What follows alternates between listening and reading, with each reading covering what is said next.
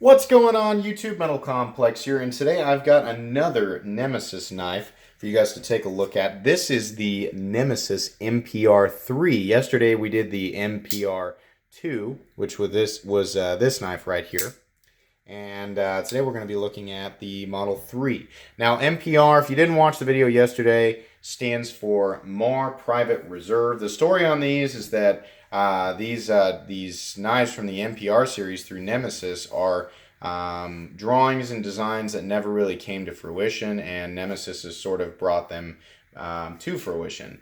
I kind of briefly touched on Almar yesterday and his history. I knew that he was a prominent figure in the knife world, but I didn't know a whole lot about him. To recap on that again, he served in the military. There's a lot more information on Mr. Marr, and he deserves, I would say if you wanted to go take a look at his history and his impact on the knife world, it's definitely worth the read. But he served in the military. He became the head designer for Gerber Legendary Knives in 1968. This was back when they had a better track record. And then he left in 1979 to pursue his own knife company, and then he actually died in 1992. He was known for some amazing knife designs, and like I said, this is one that never came to fruition. So let's go ahead and take a look at this guy. This one's a little bit more compelling than the one I looked at yesterday. If you didn't check that one out, feel free to. Let's do the overall measurement on the MPR3, coming in at, once again, about 8 inches overall. The tip to scale measurement is actually going to be about 3.6 inches, and the total blade length on this guy is going to be about 3.5 inches. So it's actually got a longer blade length. Let's go ahead and weigh it. This is a lockback knife, so you can see here, to disengage it, you push back there, close it up. Weight on this guy coming in at 3.49 ounces, which is great. 3.49 ounces, considering this is of G10 and steel construction. Liners being full steel with, is there a little bit? Yeah, there's a little tiny bit of milling in there for weight reduction.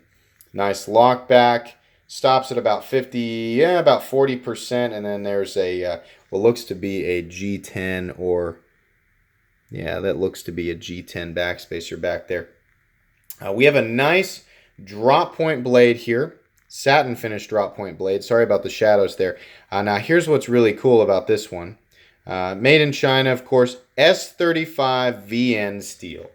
That stood out to me immediately when I unboxed this knife, and I think that's pretty cool. Real quick here, let's go ahead and jump into price on this guy. So, initially, I found it at 110 bucks, and I thought, $110. That'll buy you a Spyderco Manix 2, made in the USA, G10 and S30V, but made in the USA. So I see it, 110 bucks. I look around a little bit more. I'm finding it on Amazon for 95. Then I find it on eBay, free shipping for $83. So, price range anywhere from $83 to about $110 on this guy. I wanted to go ahead and get that pointed out right away. Let's go ahead and do some size comparisons here real quick before I forget. Up against the Ontario Rat Model 1. Rat 1 coming in at 8.6 inches overall. How about the Spyderco Paramilitary 2? Spyderco PM2 coming in at 8.3 inches overall. Let me go ahead and make sure I'm getting those butt to nose there. Up against the Rick Hinder XM18. XM18 coming in at 8.25 inches overall. This knife is looking a little bit longer on size comparisons than I measured it. Let me measure it one more time and make sure, because I think I measured it at 8 inches. Yeah, sorry guys, I was wrong. It actually measures about 8.25 inches overall. So it is about the same length as the XM18. You can see there. I'm sure a lot of you are wondering, you're like, what? Looks to be the same size. Up against the Ritter Hogue, or in this case, I messed that up twice. I messed that up yesterday too. Benchmade Griptilian, or in this case, the Ritter Hogue. Ritter Hogue coming in at 8 inches overall. Up against the Nemesis MPR 2.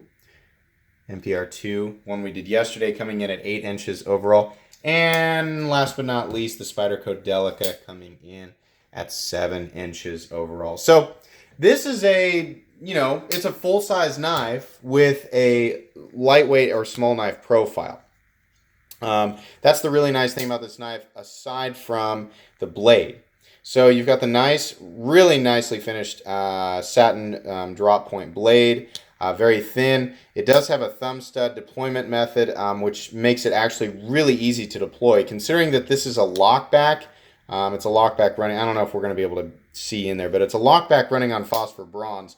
It does deploy really well, and it feels nice and smooth. I mean, you have that, I don't want to call it friction because it's actually really smooth up against the lockback rubbing up against the tang of the blade. It's actually nice and smooth. It has a very, very satisfying lock-in sound. Let me go ahead and do this real quick. Really satisfying lock-in sound. I like lockbacks for that. Look at that thick lockback slamming up against that blade tang. Nice fitment, absolutely solid. No blade play up, down, left, or right. Really like that. There's something about this kind of fits into X Factor, what I was talking about in that episode. I'm going to open up my door here real quick, see if I can add a little bit of light here. It's cloudy today in Kansas, so it's just not the best lighting to do a knife video. But I talked about my indescribable love for folding knives coming from possibly the feel of the lock and the sound that it makes sometimes. This is one of those knives that makes a very satisfying sound and also feels very solid when it locks up, and I really appreciate that in terms of a lockback. Now, I've noticed some of you guys really like lockbacks and some of you don't. Some of you, just really don't like them. I like them because they seem to be very strong, and for the most part, most of the knife community agrees a very dependable locking system. A lot of people will say it's still one of the strongest locking mechanisms out there. Some people will disagree. Now, the disadvantage to a lockback, whoops, that was my fault, not the knife. The disadvantage to a lockback is that the disengagement a lot of times will require two hands. Now, a lot of times, in the case of the Delica, you can push down here, the knife will fall and be stopped by your finger on what really should be a choil but isn't on the Delica. Stops it. Now, the reason that this MPR 3 truthfully is going to pretty much primarily be a two-handed closing knife is because there's simply not enough room. If you're going to do this, you're going to get the knife to drop. It's not going to shake into place, but if it does, that blade is coming down on your finger. That's just where it's going to come down. There's just not enough room. Even behind that sharpening choil, the blade is still going to catch your finger, and that's just... I'm not going to call it a problem. This is just not 100% a one-hand knife. It's one that you can deploy with one hand, but you're going to have to put it away with two hands, which, gosh darn it, can be a disadvantage to some people, You can kind of, if you're careful, you can get it to disengage, and then you can close it up with one hand. But if you're truthfully looking for a knife that's 100% safe to deploy and disengage with one hand, it's probably not going to be this guy, but that's pretty minor. I just wanted to point that out. Scales are made out of G10, peel ply textured G10 that sits on top of a steel liner. You have the same very simple Torx head pivot, Torx head body screws, kind of in Spyderco style. 1, 2, 3, 4 body screws. You have a nice little lanyard hole that's going to accept 550 paracord. Like I said, the G10 backspacer. The other side of the knife mimics the front, except that it has a pocket clip that is teeny tiny little deep carry clip. I really don't like teeny tiny clips, especially ones where it's made even more frail by the massive amount of material that's pulled out of the inside of it. I'm sure that clip will serve most people well just fine, but it just feels like the cheapest afterthought on this knife. There's only one small clip I've ever seen that I like, and ironically, it's on a knife that I actually don't like very much. The Benchmade Bug Out. I like that little clip, but it's a more solid clip. It feels a little bit more substantial. This guy carries just fine. I have no complaints about the carry with this knife. It's got a slim carry profile. It's not super thick. It's not ultra thin, but it's not super thick either. And then the pocket clip allows you to carry it with just minimal indication that you've even got a knife on you. So that's great. I just don't like the clip very much. It might just be a personal thing. I feel like it will break very easily, and then you're in trouble because I don't know. I mean, maybe you can simply contact them and get another clip just fine. I'm not 100% sure. This is a truly ambidextrous four-way position in terms of the clip carry knife. So right hand, left hand, tip up or tip down. You guys can all enjoy this knife, that's fantastic. That's a big deal there. So really excited about that. I will say, you know, the thumb stud, it's easy to deploy it once you find the position. It probably could have benefited from just a small cutout right here, just so you could get your thumb back in there a little bit. This is not a reverse flick friendly knife. It's just not wanting to do it. That doesn't really matter all that much. But either way, you can see there every now and then, you know, I kind of miss it. It's because my finger wants to come more this way because I'm used to that cutout, you know, that you see. You see a lot of knives have just a little bit more room in behind the thumb stud or the finger hole where you can get your finger in there. This one is kind of the same dilemma with the Benchmade 710. It's just right up against the frame and there's not a whole lot of room there. Not saying that the Benchmade 710 wasn't easy to deploy. It was, but it could have also benefited, in my opinion, from a little bit of extra room behind the thumb stud. This is a well-designed, solid knife, and for $82, S35 VN and the lock back there, honestly, yeah, I can recommend this knife at $82. I think you know, this is going to check a lot of boxes for a lot of people when it comes to an EDC knife. Now, yeah, you know, there are really great knives to be had for $30 less, and you can go with D2. I prefer S35 VN over D2, and considering, you know, in my opinion, you know, the next knife down that I would prefer to carry from this is a Bestech Lion. And I could make a lot of justifications. The Bestech Lion being $55. We talked about it yesterday. Running on bearings, Contour G10, great blade shape design. $55 for that knife I think is great. But I could bump up another $27 or so for S35 VN in a design like this. You know, the benefits being that it is a nice slim carry design. You get a lot of blade, a very securely locking blade. I mean, this is one of those knives that's like, you know, kind of it's thin and it's light, but I mean, could it stand up to you know, harder use than your average pocket knife? Yeah, and you've got a nice steel to back it up. It's a little bit thick behind the edge. Doesn't start out crazy thick on the blade stock. You're looking at probably 115 thousandths, 125 thousandths like the Ritter Hogue and like the MPR2 that we showed yesterday. But it just doesn't have a lot of room to drop. And considering that flat is about 40% of the blade, you just don't have a lot of room to drop. It will still slice paper readily. It's not a PM2, you know. But nice blade design, definitely going to be good at puncture tasks. I really like, you know, given that it's got kind of that 3 years ago blocky design in terms of the scales and the relationship to the liner, I do like this sort of this position here where it's not really a finger guard. I mean, it kind of is. It does keep your fingers from running up on the blade. But I like this area right here where you're not really locking in on the blade. You're locking in right behind it. But it does create a nice secure lock-in position on the handle. The handle is just, you know, it doesn't look like it's one to fit a human hand. And it's not super well rounded off all the way around, but it's rounded off enough. I mean, it's very similar to, like, you know, how they round off the PM2. In fact, it's a little bit more so. You can see there, the chamfering is a little bit more so than what's done on the PM2.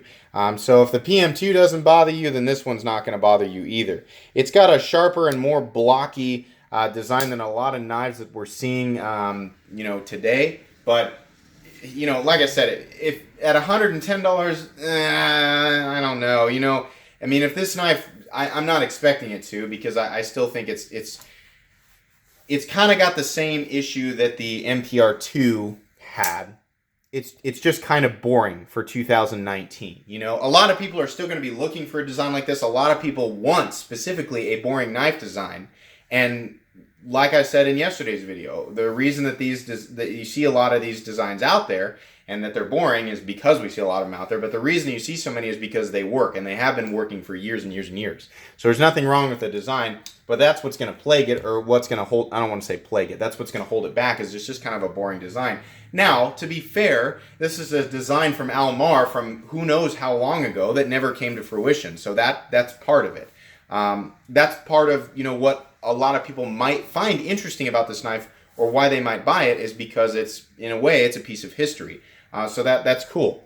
But the main benefits to this knife are the slim carry profile, in my opinion, the good strong locking mechanism, and the blade steel for the price, if you can find it for between 80 and 85 bucks. That's excellent.